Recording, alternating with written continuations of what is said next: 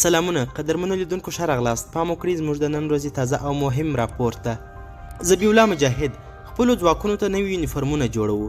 د افغانستان اسلامي امارت او د اطلاعات او فرهنګ وزارت مرستیال ذبیح الله مجاهد وایي اوسنی یونیفورم موقتي دی او دوی به خپلو بېلابېلو امنیتي او دفاعي ځواکونو ته مختلف ډول یونیفورمونه جوړ کړي. نوموړی زیاتوي یونیفورم ضرور دی. انشاءالله چې زموږ امنیتي ځواکونه به ټول یونیفورم ترتیب کړي. په دې باندې کار روان دی چې ټول 5 ارګانونه دي چې کېدای شي جوړ شي. خاص ځواکونه، ځانګړي ځواکونه، عادي ځواکونه، د اردو امنیتي پولیس او د استخباراتو ځواکونه دي چې جلا جلا یونیفورمونه به ولري. په اوس وخت کې د طالبانو غیر منظم لباسونو خلکو ته د روانو ستونزو ترڅنګ ځینې تخریبي اعمال هم د دوی تر نامه په استفادې ترسره کیږي.